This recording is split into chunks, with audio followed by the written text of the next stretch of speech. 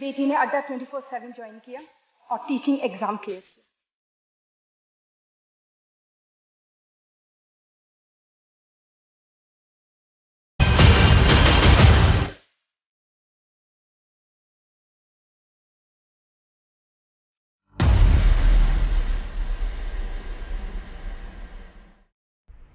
Good morning friends, welcome to Adda 24/7. Today's topic of discussion is very important in the sense it is Basel 2 and 3. Remember, Basel 2 and 3 are the backbone of BFM module B. There means you can't solve the paper at all, or you can't clear CIB BFM paper if you are not clear in Basel 2 and 3 concepts. Okay, so watch this video till end. What is the schedule for the session? Basel 2 and 3, then we have CRAR, then components basically, and then we'll be having the objective questions. Remember, you'll have this full session for roughly 13 to 15 marks on an average without fail. Okay, before that, download Adda 24/7 app on your mobile. Also join Officers Adda247 YouTube channel. Also, we are starting with this 150 case study batch which is coming up on June 20th just now. Okay, so join that as fast as you can. I'll come to that later. Let's start with the topic. See this. This is directly from my class, this slide, from the live class which I take. That's why you'll see everything is written over here. Okay, because I teach my students the same way which I am teaching you also right now. Okay, so what is the, we are only covering this topic of CRAR, only a simple topic. Because why? Because we have only half an hour. Let's start. Minimum requirement of CRAR. Anyone knows what is CRAR? Okay, does anyone know what is tier 1 and tier 2 capital? Type yes if you know it. Type fast if you know tier 1 and tier 2 capital. Okay, fast. Yeah, tier 1 is what? Tier 1 is correct. Tier 1 is free capital. Tier 2 is paid capital. See here, I'll be asking questions to you because you have to answer them. And if you can't answer, I'll definitely answer. I'm there definitely. Okay. So what is the meaning of CRAR? And what is this? It's a ratio basically. Okay. So yeah, CRAR equals to capital upon RWA. This you'll always have to remember this. Now, as per the Basel norms, as CRAR requirement minimum is 8%, and as per the RBI guidelines it is 9%. Now remember, RBI guidelines are always 1% higher than the Basel, so it's better to follow RBI guidelines. Banks undertaking insurance business means the bank which is undertaking insurance business, there can't be any bank now in India which is not undertaking insurance business. Okay, so any bank undertaking insurance business, CRAR is 10%. New private sector banks 10%. Local area and small finance banks 15%. Remember, this is a big change for them. Okay, for dividend declaration by the banks means any bank which wants to declare the dividends to its shareholders. So for that, during previous 2 years, your minimum CRAR should be 9%. Okay, now understand the concept of CRAR. What am I saying? CRAR is what here? Capital to risk asset weighted ratio. Okay, so basically what does it mean? My capital versus my weighted assets means what? How much capital I am having, what do you mean by capital? Capital means the money which I'll be having, and RWA means what? What is the risk, or what the loans which I have given, how much of them are on risk. Now they can be standard asset, they can be this NPAs also. Okay, so basically capital to risk weighted asset ratio. Okay, now what is capital? Capital is tier 1, tier 2 and tier 3. There are 3 types of capitals. Always remember this. Tier 1, tier 2 and tier 3. Okay, got this point everyone? Type yes if you have understood up till now. Okay, type yes, or should I go slow? But we have half an hour. Type yes if you have understood. Okay, got this point? Okay. Type yes. Okay, so I'll go ahead now. Everyone is typing yes. So capital is what? Tier 1 plus tier 2 plus tier 3. Remember, in calculations, tier 3 capital is not taken into account in CRAR calculations. Why? Because tier 3 is what? Tier 3 is emergency capital. Emergency means what? Whenever there is any emergency for the banks, due to which reason? Due to any reason which is related to market risk. Understand this. There are three types of risk. Which are the three types of risk? Credit risk, market risk, and ops risk, right? And as per this Basel 3 norms, now the new risk is systemic risk, right? But basically we consider these three only for calculations. Okay. So credit, market, and ops. So remember, emergency capital or T3 capital cannot be taken. Understand this. It cannot be taken for ops risk or credit risk. Means if something happens due to your bad loans, if something happens due to your operational problems, you can't raise the T3 capital.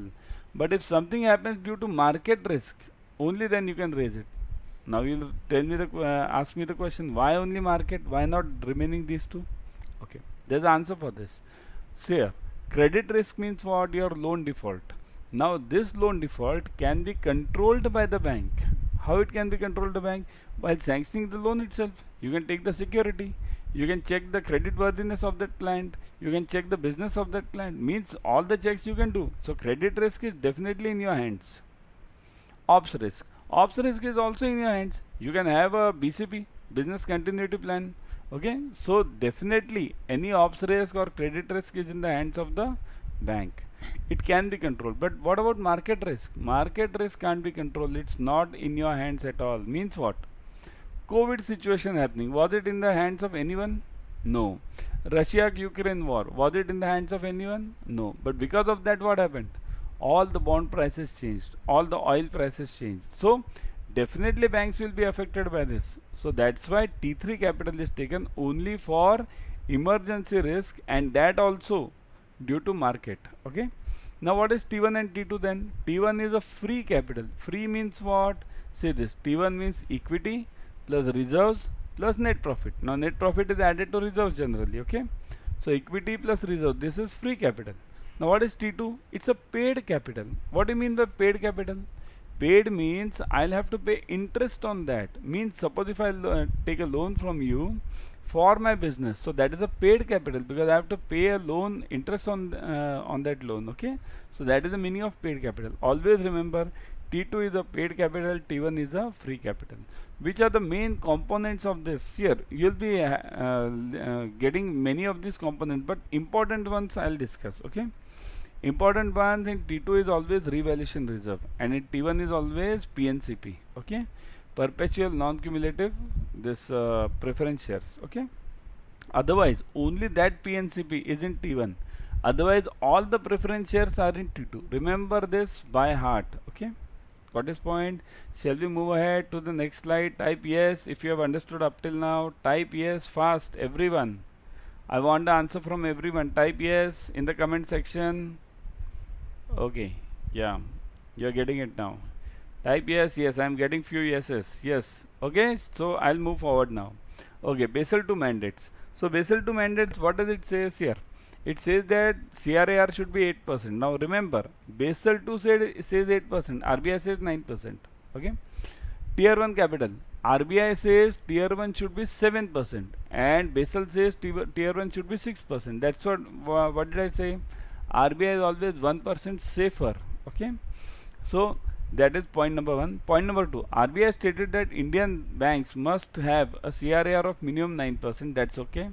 The government of India stated that the public sector banks having a capital cushion with a CRAR of at least 12% higher than the threshold of 9% prescribed by RBI. So government of India has said, because why should the government say about the public sector bank? Because it's a owner.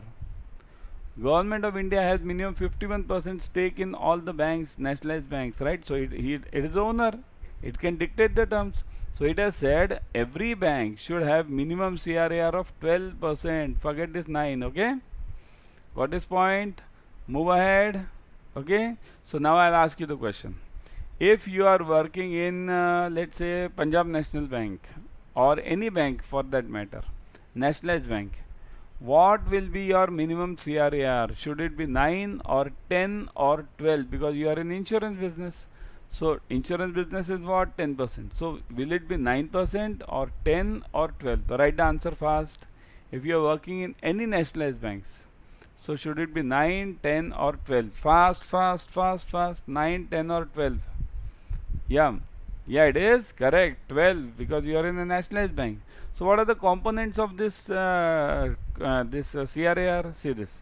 The components are like this. I'll write it over here. Okay. Yeah. See this. Always remember, first the total CRAR is 9%.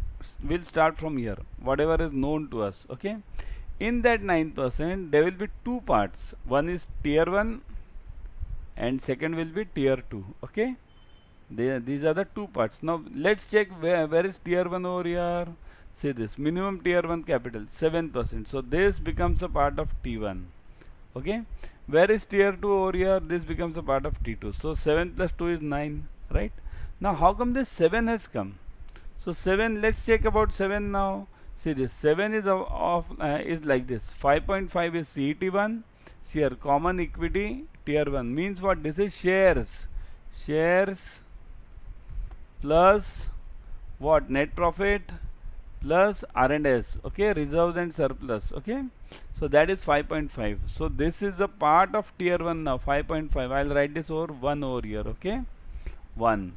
Then after that 1, I need 7. So 7 is 5.5 plus what? 1.5. So this is 2 now. Now what should be added in 1.5 then? If this includes shares, net profit, reserves, then what should be over here? It should be PNCP. PNCP means what? Perpetual non-cumulative preference shares and IPDI. What is IPDI? Innovative Perpetual Debt Instruments. IPDI. Innovative perpetual debt instruments means what? Let's say I issue a bond to you, okay, and that bond is of the maturity 100 years. So 100 years means what? It's innovative perpetual, right? Perpetual, this innovative perpetual, it's a long term bond, so that's why it will be added in tier 1 capital. Anything which is a long term, I don't have to pay now, that is always added in IPD in this tier 1. Okay. Now what will be there in tier 2 then? Tier 2 will be all paid capitals, loan taken from somebody, then something else like after that loan, let's say what, revaluation reserves, all these are a part of tier 2. Okay.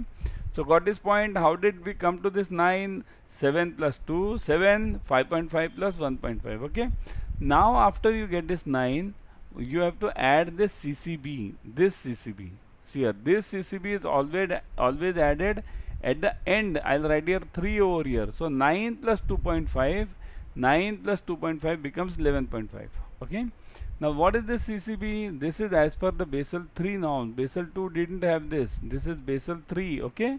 Basel 3 has capital conservation buffer, that is 2.5%. Now what is this? See this. Capital conservation buffer is added by all the banks. It has to, every bank has to add capital conservation buffer. Okay. So now your CRAR becomes what? 9 plus 2.5, 11.5. Okay. So every bank adds this 2.5% in addition. Why is this for? This is for some emergency cases, systemic risk, which was not covered in Basel 2. So that's why this came over here. In addition to this CCB, there is one more CCB. Does anyone know this? Type the name if you know it. Capital conservation buffer. The second one CCB, which is put by RBI, that is known as, anyone? Fast. Yes. Counter cyclical. Okay, counter cyclical buffer, CCB, counter cyclical buffer. That is generally 2%, but that takes place only in case of emergency. Means some drastic situation happens, like this COVID situation, then RBI will impose this 2% extra. Okay, that's what the bank will have to maintain, but RBI didn't impose it this time. But if I am giving an example, something happens where RBI has to maintain, see to it that the ratio is enhanced, so at that time it takes this. Okay, got this point everyone? Type yes if you have understood this. Type yes fast. Yeah. So now my question to you will be, okay, shares, equity shares will be a part of what? Tier 1 or tier 2? Equity shares, tier 1 or tier 2? Fast. Right, tier 1, right? It's tier 1. Got it? Next question. I take a loan or I issue bonds. Okay, I issue bonds. So that will be a part of tier 1 or tier 2? Bonds. bonds of let's say 10 years, not more than that. So that will be a part of tier 1 or tier 2? Fast. Yes. It's a part of tier 2 because bonds, short-term bonds. But if I issue the bonds for 100 years, then it will be a long-term T1. But here it is T2. Okay? Okay. So T1, T2, T3. Again the same thing. Paid up capital, common stock, disclosed reserves, goodwill. All these are parts of T1. T2, undisclosed reserves, asset revaluation reserves, general provisions, losses, reserves, hybrid equity, debt, capital instruments, subordinate debt. Okay, these are a part of tier 2. What is tier 3? Short term subordinate liabilities, means emergency capital. Okay. Okay, before going ahead to objective questions, remember we are coming up with a case study batch on June 20th. Join that as fast as possible. It is for ABM and BFM both separately. Okay, you will have to join that. So it's at 6 a.m. starting at 6 a.m. So your bank timings are also adjusted. Remember, how many case studies do you have in ABM and BFM? Can anyone tell me? You have roughly 12 case studies in ABM, 12 case studies in BFM of 5 marks each. So your passing and failing totally depends upon this case studies. Okay. And what do we give in this crash course? See this 20 plus hours of two-way interactive live classes, specially designed for CIB July 22 exam, master revision batch for last minute preparation, and recorded videos are available. Means what? If you can't get up at 6 a.m. someday, what happens? You miss the class. You'll get the recorded videos. So join SF. What are you waiting for? I'll tell you how to reduce the fees, get the discounts. Okay. First, let's check the objective questions. With reference to Basel 3, how much capital conservation buffer are bank required to maintain? Just now we saw it. What is the CCB? A, B, C or D? Capital conservation buffer. What is it? A, B, C or D? Fast, fast, fast, fast, fast. Yes, it is. Correct. It is B. Just now we saw it, right? 2.5. Shall I show it again? Say this 2.5 over here. See this 3 number. Okay. Got this point, everyone? Which one is not the 3 pillars of Basel 3 norms? So which one is on 3 pillars? Which are the 3 pillars basically of any Basel? Basel 2 or 3? Anyone? Okay. So Basel, the 3 pillars are market discipline, minimum capital, supervisory, SREP. Okay. So remember, Basel 2 or 3, only these 3 are the pillars for exam point of view. Remember that much only. So which one is not the one? Type fast now. A, B, C or D? Fast, fast, fast, fast, fast. Yes. Yes, risk oriented supervision. This is nothing. Okay. There is no term called as risk oriented supervision as per RBI, but you can design your own terms. Any bank can design some term as such, risk oriented supervision. You can design, I can say anything, risk attached supervision. I can say anything, but that doesn't come as a part of Basel norm. Okay. So market discipline, minimum capital and SREP. Remember, I'll just give you one hint over here. See here, minimum capital is always maintained by, this part is always maintained by the bank. Okay. Supervisory review is always done by the auditor, RBI. Okay. RBI or any auditor. Okay. And this market discipline is the corporate governance issue. Governance means, see here, it's very simple to remember these pillars. Something is done by the bank. Then if the bank doesn't cover anything, then what? This RBI will come into picture, get the audit done. And why does the RBI do the audit? So that the investors of the bank know that where the bank is going wrong. So that's why this is a governance issue. Okay. Next. What are the elements of tier 1 capital including additional tier 1 capital as per Basel 3? So additional tier 1 means PNCP. Okay. So what is the part of tier 1? Let's say, what is tier 1? Free capital, right? So paid up capital, statutory disclosed reserves. Capital reserve representing surplus arising out of sale of proceeds. So if I sell something and I get additional amount, then that also. PNCPs, okay, and debt capital instruments eligible for inclusion under tier 1. So this is generally IPDI. So which one? And all of the above. So what is the answer? Type fast. A, B, C or D? Fast. Tick tick 1, tick tick 2, tick tick 3, tick tick 4 and 5. So answer is correct. All the 3 are there. What's the difference? Okay. Because these are a part, everything is a part of tier 1 over here. Okay. Next. To calculate the capital adequacy ratio, banks are required to take into account which of the following risk. Means capital adequacy means what? Again CRAR. Which risk are to be taken into account? Okay. Just now I told you that three risks: credit operations, credit market, market operations, credit market operations. Which one? A, B, C, D. Okay. Which of the following risk? Yes, all the three, right? So answer is D, credit market ops. What is the full form of NSFR? This is new one. What is NSFR? NSFR is a part of Basel 3. It's not a part of Basel 2. Okay. Net stable funding ratio. Net stable funding ratio. Okay. Already I gave you the answer, man. Oh, so bad from my side.